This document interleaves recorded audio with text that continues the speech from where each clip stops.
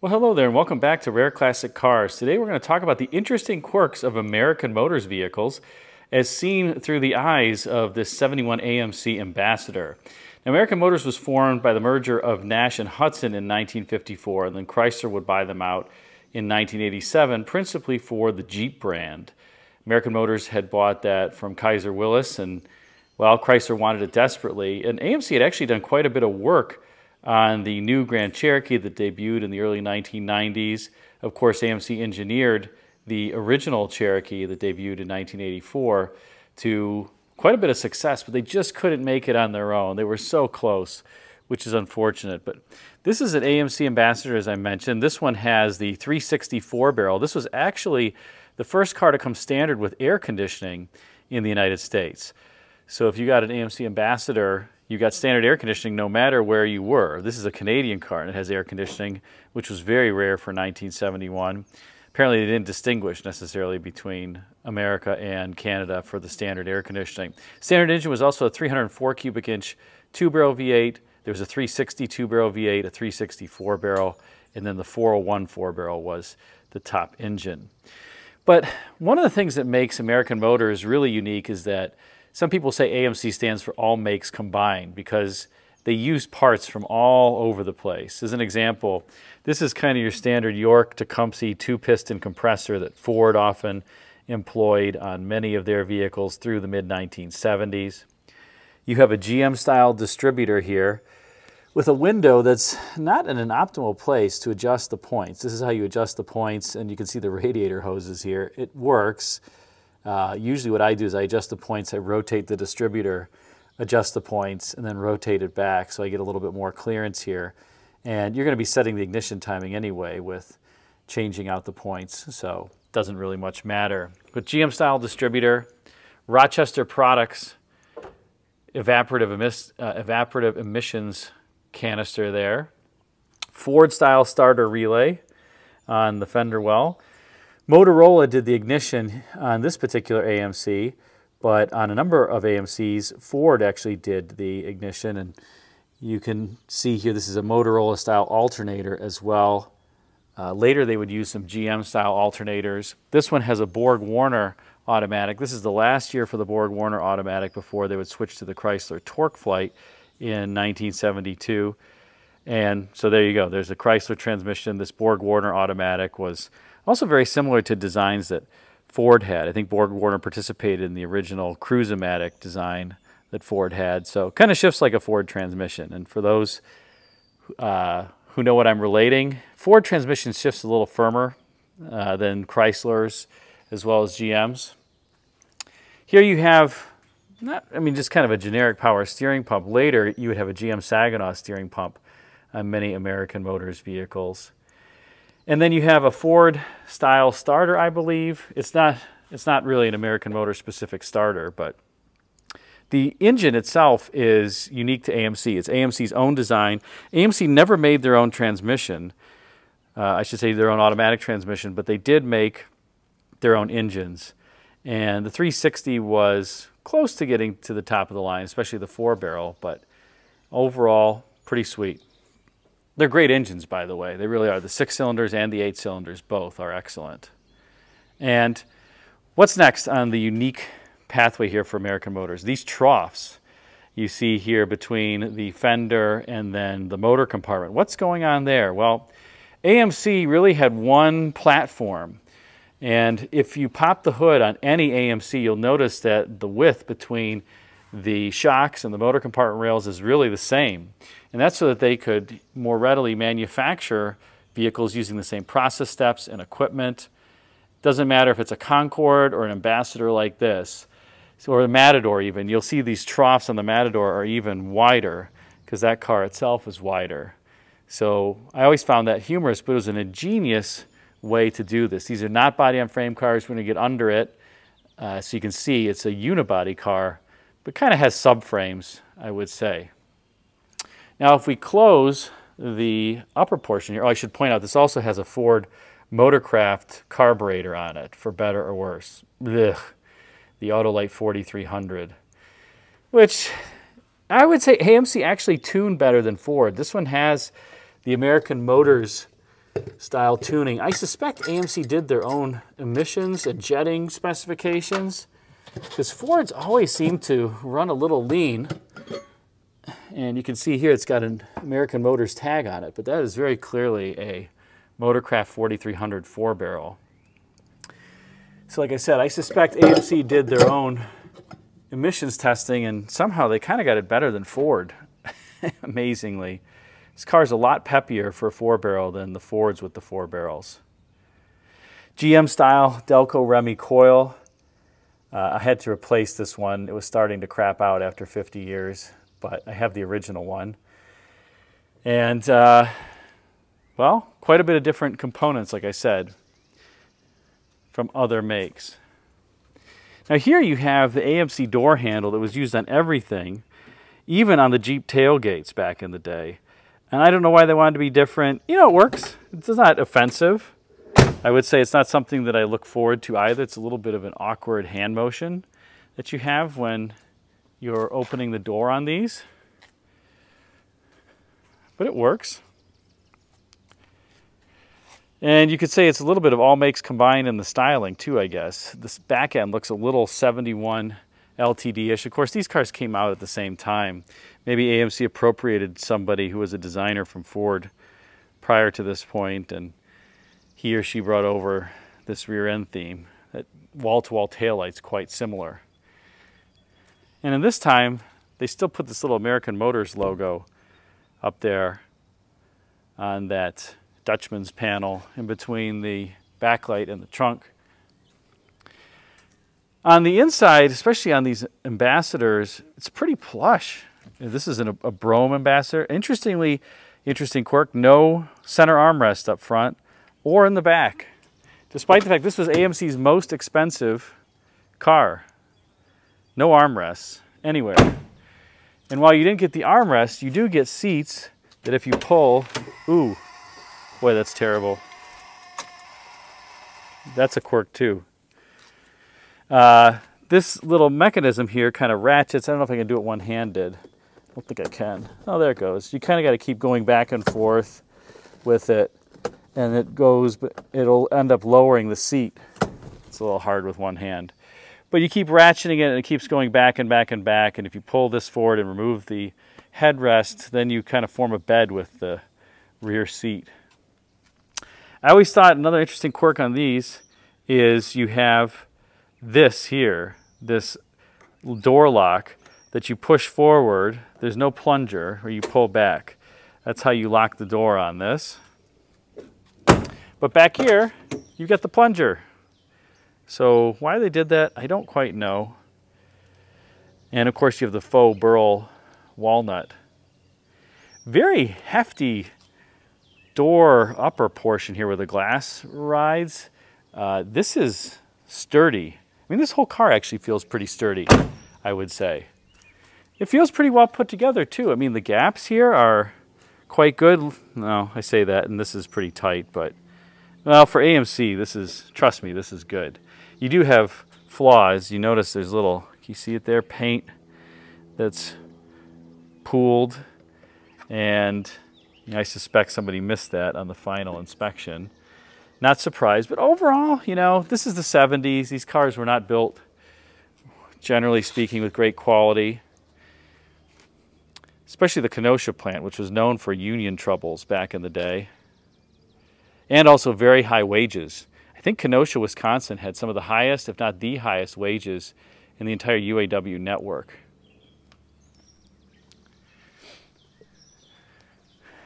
AMC still had the wing windows. They kept these for a while, just like Chrysler, the smoker's windows. You push this in, and then you rotate this backward and you pull it. That's how that works. So it locks, which is nice. Other auto companies didn't have a lock like that. Chrysler did. Ford, like these Mercurys, they don't have a little lock. You just have a little crank here that you open and close it. This is nice because it puts pressure on the seal and you don't get as much wind noise. Now inside you've got the vertical radio that's kind of quirky, very similar to the 63 Corvette as an example. Later the Chevrolet Citation would have that as well. And even though this is a top-of-the-line car, you have no vacuum-operated HVAC in here. It's all manual. This is all Bowden cables for the air conditioning and the heat. And you can see this is, I have the air conditioning set on at the moment. But if you want the air to come out the bottom, you manually close these things off. Basically, you block them off. Or there's this little outlet here. You just open and close the little door. You open and close that little door for that vent. And that's how you control where the air exits on these cars. And of course, you've got the kick well vents that are manual as well, just push and pull. So quite quirky. I will say one thing AMC did well that other auto companies didn't. These are pretty hefty door checks for a four-door car. So if you're on a hill, you don't have to worry about the door closing on you. GM door checks on the two-door cars were not stiff enough. You know, you kind of get the door that whacked you in the head as you close or as you tried to exit the car if you were on a hill. Now up here, this is super quirky to me, this headliner, which is not, you know, it has no padding really behind it. I think it's a one-piece headliner with fake roof bows, so clearly cost-effective. And it's fabric or I can't even tell. It's such a weird texture. I think it's fabric. I can see it's woven. So, you know, they've kind of got the faux roof bows in there, but it's a one-piece headliner. AMC was a pioneer in the one-piece headliner. And this one doesn't droop. It doesn't have that foam backing that the later ones would. So it's also presumably more durable. Of course, this is an old car, so you've got the optional, I'll call it, shoulder seat belt there. Because back in this time frame, you didn't need the shoulder seats. And then the shoulder belts. And notice here, I don't know how different these colors were when the car was new. I mean, the car is now obviously 54 years old. But take a look at the different faux wood grain between the door and the armrest and the Brougham nameplate. This door seems to have aged better. So I wonder if it was a different supplier on that side. That would be my guess. And of course, you got the faux wood grain here. In later years, like on the 73 Ambassador, they get rid of, I think, a beautiful dash with these dual round pods and go to a horizontal speedometer. And then they'd have the burl walnut, the faux burl walnut behind the speedometer, which looks really bizarre. But not here. And those are original miles, 29,936. I love driving this car, so it's going to get some more miles. Why not? They're here to enjoy, and I treat them well. They're not being driven on a bad day. You also have for the air conditioning, if you want to activate the air conditioning, you rotate this knob once you've put this AC fan on some position, one of the positions here, and you rotate this clockwise, and you notice you can keep rotating it all the way to desert only. Well, that basically locks the compressor on all the time. Otherwise, the temperature of the AC is by the cycling of the compressor. So the further you twist it, the more the compressor runs. That's how you control the temperature. The air conditioning in this car doesn't run through the heater box. You can't blend the air together. So it's kind of like an aftermarket AC in many ways. I will say it works good. I have no complaints, and it's certainly cold. So that's pretty sweet overall. You also have kind of a funny shaped mirror here. I don't know what's going on, and at least you have the visors that clip in to this piece up here. They're all vinyl. You get your ignition, steering and transmission lock instructions. This is I believe a GM steering column with a GM key. So slightly modified with the shift command. That's the Borg-Warner transmission on there. But yeah, GM steering column, which worked fine. Chrysler also used GM steering columns in a number of their vehicles. Excuse me.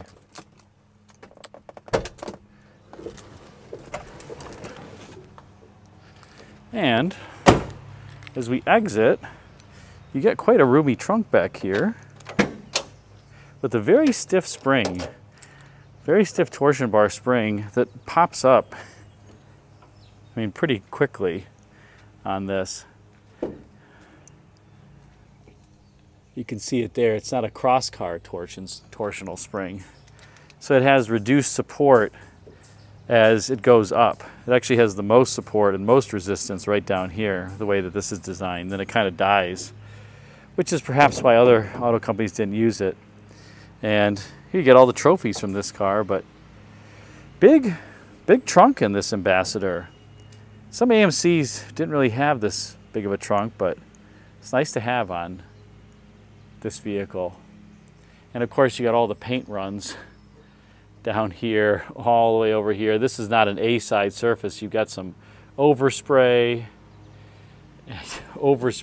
here and runs. They clearly did not care much about the trunk finish. Somebody must have kept their gun on there for a while. These were manually painted. They were not robotically painted back in the day.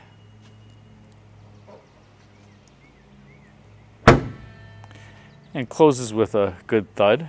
This is Lime Frost, that's the name of the color. And on your AMCs, you always had this kind of script, not always, but on a number of cars. Same on like the Concorde, it said Concorde here. I will also say another quirk,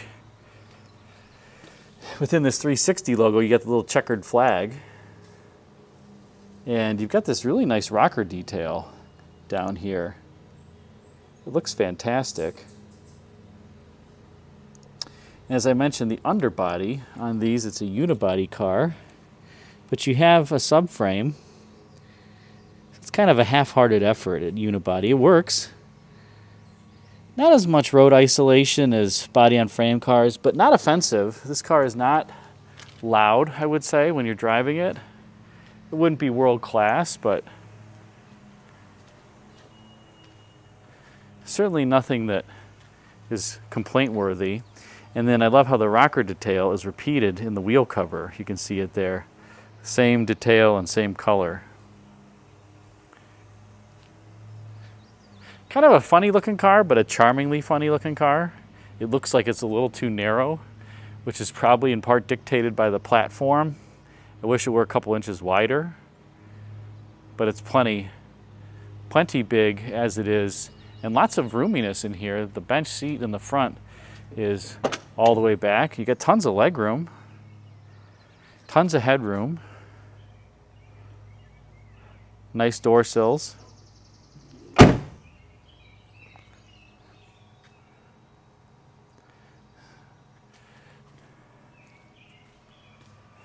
And there you have it.